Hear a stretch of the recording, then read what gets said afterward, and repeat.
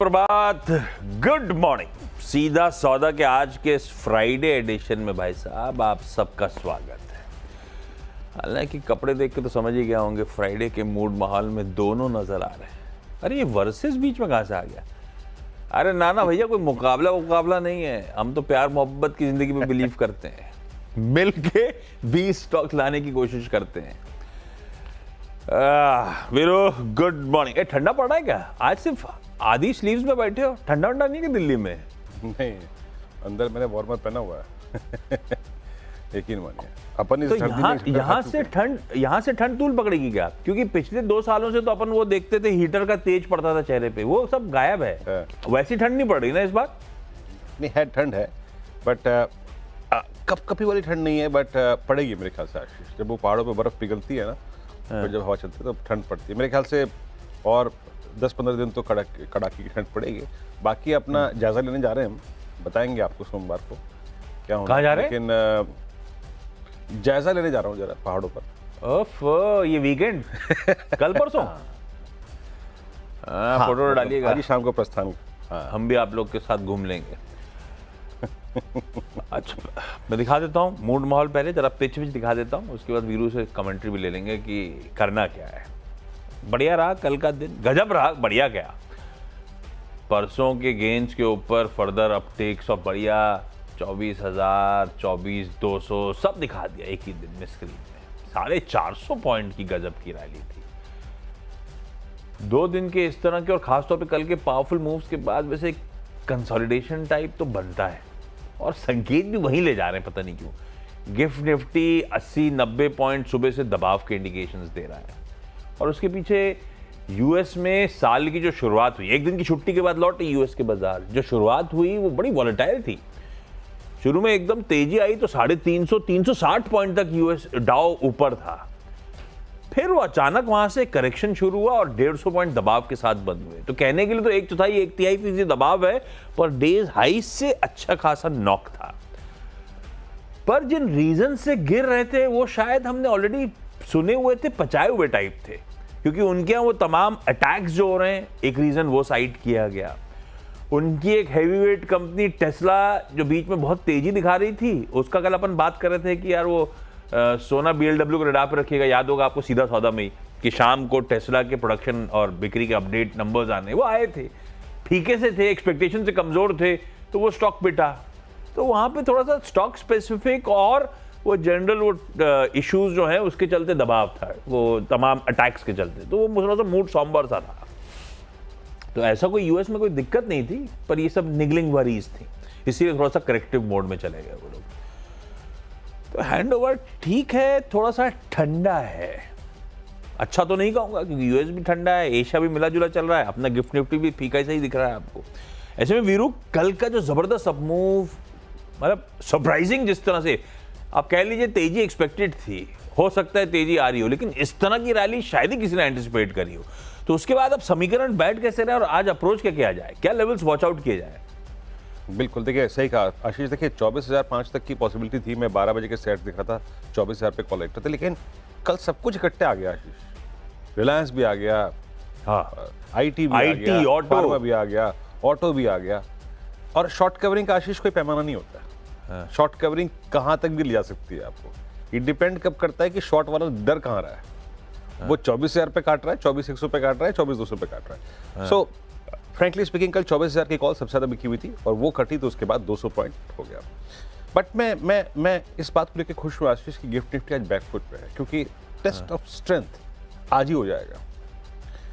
याद रखिएगा weekly charts पे हमने बहुत ही एक क्रिटिकल लो लगाया है Ashish, that was 23465 50 week exponential moving average. अगर हम आज भी 24,000 को सिक्योर करके ले गए, यानी आप 20 डेमा को सिक्योर करके ले जा रहे हैं, तो अच्छा है। और निफ्टी बैंक पे अगर आप 51,600 के ऊपर है तो अच्छा है, स्ट्रेंथ है। बट अगर इस लेवल को सरेंडर करते हैं किसी भी सर्कमस्टेंसेस में, तो वीकनेस और आएगी। और याद रखिएगा एक परफेक्ट क्लोज के लिए, एक बहुत अच्छे क्लोज के लिए, जिसे आप कह सकते हैं कि निफ्टी बैंक निफ्टी और मोमेंटम प्रोवाइड करेंगे, 24,255 और बैंक निफ्टी पे 51,865 10-20 वीक एक्सपोनेंशियल एवरेज कटते हैं, तो ये सबसे उम्दा क्लोज होगा आशीष। है आज, ध्यान रखिएगा फ्राइडे, तो साथ में सेंसेक्स के वीकली कॉन्ट्रैक्ट्स की एक्सपायरी। पहले तो सेंसेक्स एक्सपायरी की चर्चा नहीं करते थे, पर जब बाकी सारी वीकली चली गई ना, तो निफ्टी का थर्सडे और सेंसेक्स का फ्राइडे इंपॉर्टेंट हो गया है। अब थोड़ा सा वॉलेटिलिटी, पार्टिसिपेशन चैनलाइज हो रहा है इधर भी, तो इसीलिए आज की उसकी एक्सपायरी भी इंपॉर्टेंट हो गई है। तो इंटरेस्टिंग सेशन के लिए ब्रेसअप करिएगा। टीम बता दे तो आप लोगों को, लेकिन आप स्क्रीन्स को वॉच आउट करिएगा। मैं तो सिर्फ किस तरह की खबरें हैं उससे लाल और हरे की तरफ इंडिकेशंस दे रहा हूँ। स्क्रीन ऑब्जर्व करिए, अपने फाइनेंशियल एडवाइजर से कंसल्ट करिए, और दिन के दौरान न्यूज़ फ्लोज, पैटर्न, मूड माहौल सब देखते रहिए, उसके बाद फैसला लीजिए करना क्या है। अच्छा, पहले तो हीरो मोटोकॉर्प रखा तो लाली है, कल ऑटोज के लिए जबरदस्त दिन था, पर टू व्हीलर्स उस तरह से पार्टिसिपेट नहीं कर रहे हैं, और टू व्हीलर्स के लिए एक्चुअली दिक्कत है। इसके तो इन होप मेरे ख्याल से हीरो मोटोकॉर्प 3% उछला होगा कल। इसके नंबर्स नहीं आए थे दिसंबर ऑटो सेल्स के। नंबर्स आए हीरो मोटोकॉर्प के, मुझे तो फीके लग रहे हैं। मतलब 17.5% साल दर साल दिसंबर में, दिसंबर वर्सेस दिसंबर ऑफ 2023 कंपेयर करूं, 17.5% सेल्स गिरी है। एक्सपेक्टेशन स्ट्रीट की मोटा मोटी गिरने की ही थी, पर वो 10-11% के आसपास फॉल आएगा ऐसा माना जा रहा था। तो उससे तो कहीं प्रोफाउंड है ये फॉल इस बार जो हीरो मोटोकॉर्प की सेल्स में आया है। भाई 3,93,000 यूनिट्स थे पिछले साल, और इस बार 3,24,000 यूनिट्स ही बेच पाए। और पूरा प्रेशर है डोमेस्टिक, जो इसके लिए सबसे इंपॉर्टेंट है। 22% डोमेस्टिक बिक्री हीरो मोटोकॉर्प की गिरी है, 22%। एक्सपोर्ट जो पिछले शो में मैं हेडलाइन में पढ़ रहा था, पर वो बेस 16,000 का बेस है, वो बढ़कर 30,000 हो गया। तो एक्सपोर्ट वाकई अच्छे हैं। इवन मारुति के एक्सपोर्ट्स अच्छे थे, लेकिन मारुति हीरो मोटोकॉर्प पे एक्सपोर्ट पे ज़्यादा तवज्जो ना दें, क्योंकि अभी भी वो बेस बहुत छोटा सा है। तो एक्चुअल नंबर्स पे अगर एक्सपोर्ट बढ़ भी जाता है तो बहुत ज़्यादा फर्क नहीं पड़ता। डोमेस्टिक इंपॉर्टेंट है, और 22% डोमेस्टिक गिर गया है। नंबर्स फीके हैं। अब ऑटो का कल अच्छा मूड था, आज भी रब ऑफ कंटिन्यू कर गया, तो मुश्किल है कहना। लेकिन अगर सिर्फ नंबर्स पे मुझे कलर शेड देना है, लाल है हीरो मोटोकॉर्प।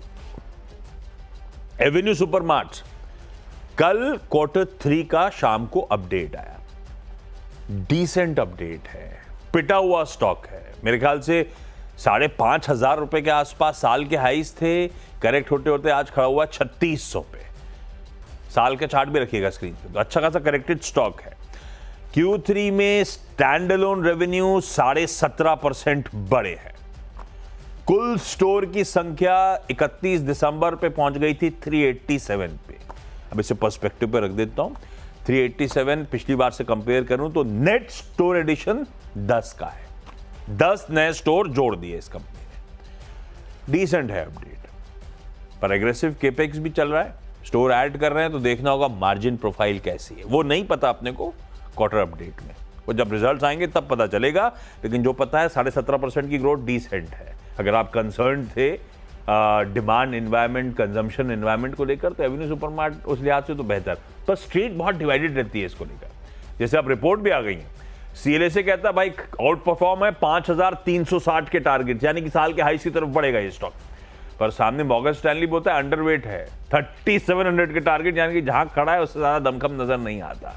ये तो लंबी अवधि का। अपन सिर्फ क्वार्टरली अपडेट और रीसेंट करेक्शंस के बाद ग्रीन लेके चलेंगे आज। देखते हैं इवेंचुअल परफॉर्मेंस कैसा रहता है। ऐसे ही V2 रिटेल का भी अपडेट आया, अच्छा अपडेट है। पर ये स्टॉक चले हुए हैं, ऐसा नहीं चले। वो एवेन्यू सुपरमार्ट नहीं चला है, V2 चले हुए हैं। Q3 में स्टैंड अलोन रेवेन्यूज 58% का जंप है। सेम स्टोर सेल्स ग्रोथ 25% की दर्ज करी इस कंपनी ने। कुल स्टोर्स 160 पे खड़े हैं। इसको भी पर्सपेक्टिव रख देता हूं। 160 पे खड़े मतलब 45 नए स्टोर्स खोले, 2 स्टोर बंद किए। नेट 43 स्टोर्स का एडिशन है। काफी एग्रेसिव केपेक्स है, इसीलिए सेम स्टोर सेल्स का नंबर इंपॉर्टेंट था, और वो अच्छा है। 25% की ग्रोथ दिखा रहा है। नंबर्स तो अच्छे हैं। तो एवेन्यू सुपरमार्ट को भी ग्रीन कर रहा हूं, और V2 रिटेल भी ग्रीन। वीरू 3 हो गए अपन, 1 लाल और 2 हरे से उतरे हैं। अच्छा आशीष, मेरा एक और मैसेज, मतलब कल बाजार में अच्छी शॉर्ट कवरिंग थी, ऑटो में चला, FMCG में चला, लेकिन जहां तक स्ट्रेंथ का सवाल है, मैं अभी भी मानता हूं अपने शब्दों में, इट्स फार्मा। क्या होता है जब स्टॉक्स चलते हैं ना तो पुट राइटर के कन्विक्शन की जरूरत होती है। All time high, 52 week high, range breakout, वो अभी भी बहुत अच्छे से फार्मा में ही विजिबल है। निफ्टी फार्मा कल डे हाई पे क्लोज हुआ। मेरा पहला स्टॉक रहेगा ग्लेनमार्क फार्मा। क्या खूबसूरत प्लेसमेंट है और क्या बेहतरीन तरीके से एक सिमेट्रिकल ट्रायंगल का ब्रेकआउट था, और साथ ही साथ यहाँ पर एक समझ लीजिएगा कि अच्छे कुछ पॉजिटिव क्रॉसओवर्स हैं। कल डे हाई पे क्लोज हुआ। मेरे ख्याल से 1660 की कॉल का जिक्र कल शिल्पा जी भी कर रही थी। मोमेंटम अच्छा है और 1660 70 के और इनफैक्ट 1700 तक के लिए पॉइंट स्टॉक मुझे नजर आ रहा है, क्योंकि वहीं पे ब्रेकडाउन हुआ था नवंबर 8 को। तो मोमेंटम फार्मा में, उसके बाद अपोलो, मतलब pharma plus health care. Apollo मेरी टीम में मेरे ख्याल से कल परसों भी था और मैं इम्प्रेस हुआ था इसके ओआई बिहेवियर से, और प्लस अब 9 दिसंबर के बाद से इसमें कंसोलिडेशन जारी था, लेकिन परसों इसने एक अच्छा ब्रेकआउट किया था। मेरे ख्याल से ये प्रिपेयर कर रहा है अपने आप को करीब 45-50 के लिए, माफ कीजिएगा 75-50 के लिए। नजर रखिएगा अपोलो पे। बायोकॉन मेरी टीम में आज भी अगर आप देखें बड़े इंक्लूजन बायोकॉन फार्मा के ही हैं। बायोकॉन का कल एक बहुत स्ट्रॉन्ग क्लोज था और ये एक समझ लीजिएगा कि 19 सितंबर को एक स्विंग हाई था, उसके बाद 5 दिसंबर को स्विंग हाई था। अगर आप दोनों स्विंग्स को जोड़ दें, एक स्लोपिंग डाउनवर्ड चैनल क्रिएट करें, तो उसको बाइसेक्ट करने की तैयारी करता हुआ जरा प्लीज़ एक बार बायोकॉन का ओआई लिखे आइएगा। 370 के ऊपर अगर मतलब ये सस्टेन करता है तो जो ये शॉर्ट कवरिंग है, फ्रेश बाइंग है, जारी रहेगी। करीब 1 लाख शेयर्स के ओपन इंटरेस्ट में घटे। और चौथा है CSC, ये मैंने कल भी पिक किया था अपनी टीम में और मैं आज भी पिक कर रहा हूँ। कल मैंने कहा था कि 182 टू 188 की चैनल नजर आ रही है, 189 पे जाके क्लोज हुआ, डे हाई पे क्लोज हुआ और एक क्लियर कट चैनल ब्रेकआउट। आशीष 4 स्टॉक्स हो गए मेरे। फार्मा का बोलबाला भाई साहब, ठीक बात है। बाकी सब अपनी जगह कल तूल पकड़ रहे हो, लेकिन कन्विक्शन अभी भी उसी पॉकेट के साथ कंटिन्यू करता हुआ। बायोकॉन टेक्निकली साउंड दिख रहा होगा वीरू को, लेकिन उसमें एक खबरों का तड़का भी है। यूएस एफडीए नहीं, इस बार चाइना के नेशनल मेडिकल प्रोडक्ट एडमिनिस्ट्रेशन से एक अप्रूवल मिला है, तो वो अपडेट स्टॉक्स न्यूज में पढ़ भी लीजिएगा आप लोग। खैर, अगला है मॉइल। Q3 का बिजनेस अपडेट डिसेंट है। अच्छा, सुबह आपने क्यूज में देखा होगा क्रूड उछाल दिखा रहा है, ऑलमोस्ट $1 के आसपास का जंप है, 1 या 70 सेंट्स के आसपास का जंप है कल और आज के बीच में। कुछ ऑप्टिमिज्म ब्रू कर रहा है वैसे चाइना से डिमांड को लेकर।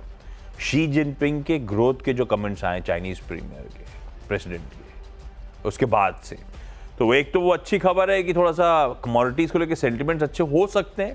वैसे डॉक्टर कॉपर में कल और आज मुझे कोई फर्क नहीं पड़ा है इंटरनेशनल मार्केट्स में, ध्यान रखिएगा। मॉइल का बिजनेस अपडेट अच्छा है। Q3 में प्रोडक्शन मैंगनीज ओर का 4.6 लाख टन है, जो मेरे ख्याल से अब तक का सबसे उच्चतम है, बेस्ट एवर है। और ये कंपनी कह रही है Q3 सेल्स जो है हमारी 13% साल दर साल बढ़ी है। और इस अपडेट को देखते हुए लगता है कि अब तक का रिकॉर्ड ब्रेकिंग परफॉर्मेंस हम Q3 में डिलीवर करेंगे। भाई साहब, करेक्टेड स्टॉक है, साल का चार्ट स्क्रीन पर आएगा। मेरे ख्याल से 500 प्लस इसने दिखाए थे इस पिछले 1 साल में, उसके बाद अच्छा खासा करेक्ट हुआ है, ग्रीन कर दिया मैंने। हालांकि मेटल्स क्या है, दिन में मूड कैसा रहेगा उस पर बहुत डिपेंडेंट रहते हैं। बैंक ऑफ महाराष्ट्र, थोड़ा मूड कल की तेजी के बाद ग्रीन था, अदरवाइज बैंक ऑफ महाराष्ट्र है थोड़ा सा मिला जुला क्वार्टरली अपडेट, पर ये करेक्टेड स्टॉक है बाय द वे।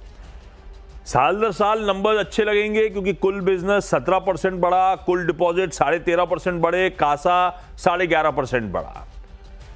पर थोड़ा सा सीक्वेंशली भी मैप करने की जरूरत होती है। सीक्वेंशली इंप्रूवमेंट है लेकिन सबड्यूट्स हैं, ऐसे कि कुल बिजनेस 3% के आसपास, कुल डिपॉजिट्स 1%, कासा 1% इंप्रूव हुआ है। तो मैं इसे ग्रीन ही रखता हूं, लेकिन ऐसा कोई बहुत ज्यादा आउट ऑफ द बॉक्स बहुत बढ़िया परफॉर्मेंस हो ऐसा कहना थोड़ा सा मुश्किल है। NHPC को रडार पर रखिएगा। वैसे इनके सारे प्रोजेक्ट सबके इंश्योर्ड होते हैं, इवेंचुअली खबर अच्छी है इसलिए ग्रीन कर रहा हूं। पिटा हुआ स्टॉक सारे पिटे हुए हैं आजकल, तो इंडेक्स जितना नहीं पिटा था उससे ज्यादा तो स्टॉक्स पिटे हुए थे, तो अब उसमें तो कहने वाली बात हो गई।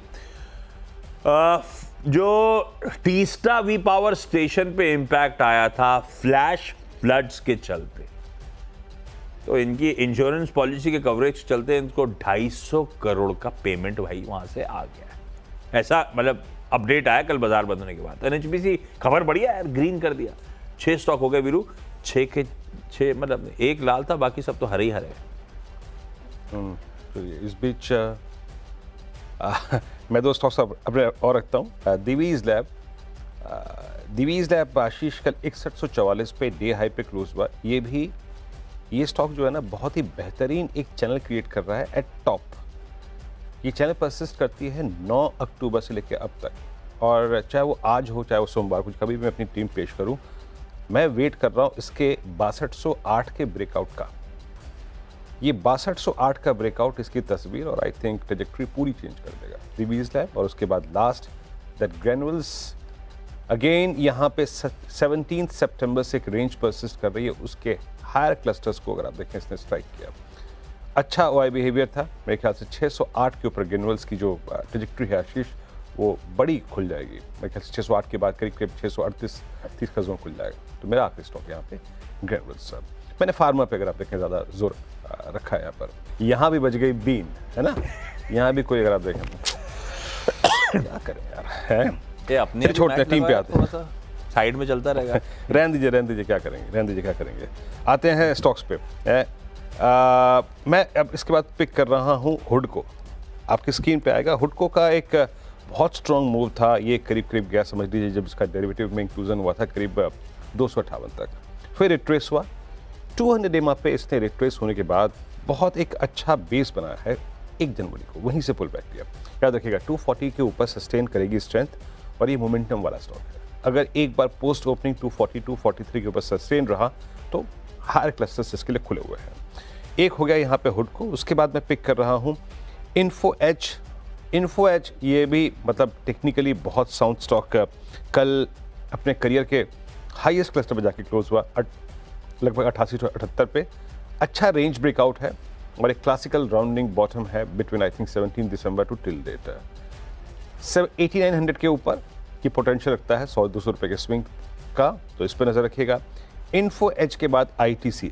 ऑल्दो आईटीसी पे मैंने कल कुछ और स्ट्रक्चर्स पे फोकस किया था, लेकिन वहाँ पे शॉर्ट कवरिंग एक अगर आप देखें कारण था। लेकिन जहाँ तक स्ट्रेंथ का सवाल है उसमें आईटीसी मेरे को सबसे स्ट्रॉन्ग लग रहा है। अब ऑल मूविंग एवरेजेस एक स्ट्रॉन्ग बेस क्रिएट किया 460 से लेकर 480 के बीच में, और कल डे हाई पे क्लोज हुआ आईटीसी। और मेरा लास्ट स्टॉक है आशीष मैरिको। मैं अगेन एक स्टॉक एक स्क्रिप मतलब एफएमसीजी पैक से रख रहा हूँ। 653 पे क्लोज हुआ, वही चार्ट मतलब रेस्ट ऑफ जो एफएमसीजी है उस पर शॉर्ट कवरिंग है। लेकिन मैरिको में अब धीरे धीरे स्ट्रेंथ आती हुई एक सिमेट्रिकल ट्रायंगल का एक ब्रेकआउट है, डे हाई पे क्लोज हुआ, स्ट्रॉन्ग मूव। आशीष मेरी टीम पूरी हुई। बढ़िया है भाई साहब, पूरी टीम हो गई है वीरू की। राइट्स को रखिएगा, हालांकि कोई ऐसा कोई बड़ा ऑर्डर नहीं, लेकिन हाँ ऑर्डर बैक करा है इस कंपनी ने सेल के स्टील अथॉरिटी के भिलई स्टील प्लांट से ऑलमोस्ट 70 करोड़ रुपीस के आसपास का ग्रीन कर दिया है। वैसे ये रेलवे इस बजट 2025 में ना आई डाउट बहुत ज़्यादा उम्मीदें रखनी चाहिए, पर एक चीज़ इंपॉर्टेंट है जिस पे शायद सरकार भी फोकस कर रही होगी, वो है केपेक्स स्पेंड्स पे, और दूसरा वो वेलफेयर स्टेट पे। वो तो अब नॉर्म बन गया है, तो वेलफेयर स्टेट पे फोकस होगा और दूसरा केपेक्स पे। तो rights, railway related stories, capex related stories थोड़ा सा हरकत में आ सकती हैं अगर मूड मॉल ठीक रहा। खैर अपन तो ऑर्डर बैक करने की खबर के चलते इसको ग्रीन कर रहे हैं। ओएनजीसी को मैंने ग्रीन करा क्योंकि जब मैं मेटल्स डिस्कस कर रहा था तब मैंने क्रूड का जिक्र करा था। शेयर मार्केट्स के लिए अपन ने 3:30 बजे कल क्रूड छोड़ा था $75.3 पे, आज ऑलमोस्ट $76 पे आके ब्रेंट का भाव खड़ा हो गया है। हालांकि कोई कॉन्क्रीट रीजन नहीं है, होप्स पे राइड कर रहा है इस समय। होप्स ये है कि चाइना से डिमांड इंप्रूव होगी। चाइना से डिमांड इंप्रूव होना बड़ी दूर की कौड़ी है, पर शी जिनपिंग साहब के कुछ ग्रोथ रिलेटेड कमेंट्स इंकरेजिंग हैं, इसीलिए क्रूड में कल उछाल था। ओएनजीसी ऑलरेडी अच्छा मूव दिखा रहा है कल बाजार के साथ साथ, पर फिर भी ग्रीन रख रहा हूं आज की ट्रेडिंग सेशन में। रेडा पे रखिए, अच्छा खासा करेक्शन के बाद कंसोलिडेशन फेज से गुजरता हुआ। वैसे आज सुबह इंटरेस्टिंगली अभी थोड़ी देर पहले ही अपडेट आया है, जेफरीज की ओएनजीसी पे रिपोर्ट भी आ गई है भाई साहब, और बाय का कॉल है, टारगेट घटा दिया है 410 से अब 385। ये 250 पे खड़ा हुआ स्टॉक है, 385 के टारगेट्स हैं। 30% correction in stock in the past 3 months appear overdone. जरूरत से ज्यादा बिना बात के करेक्शन आ गया है। फिर रैंप अप की बात कर रहे हैं। खैर ओएनजीसी ग्रीन मेरे लिए तो कच्चे तेल पे था, जेफरीज की रिपोर्ट और सोने पे सुहागा।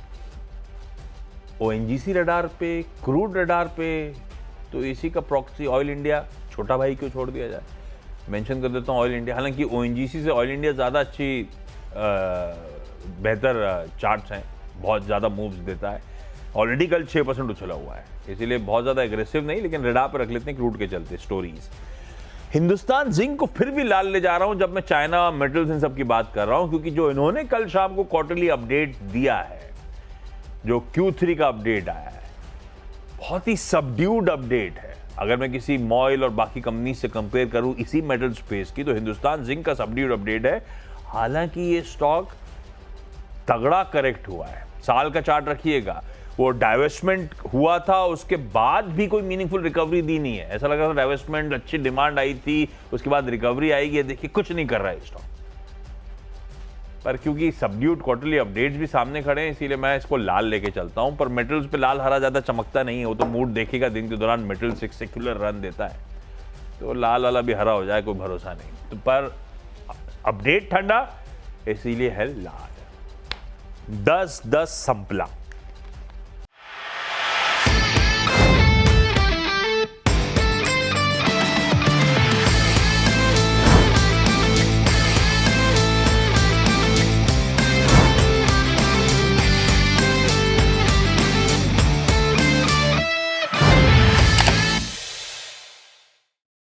बता दें कि मनी कंट्रोल पर दिए गए विचार एक्सपर्ट्स के अपने निजी विचार होते हैं। वेबसाइट या मैनेजमेंट इसके लिए उत्तरदायी नहीं है। यूजर्स को मनी कंट्रोल की सलाह है कि कोई भी निवेश निर्णय लेने से पहले सर्टिफाइड एक्सपर्ट की सलाह लें।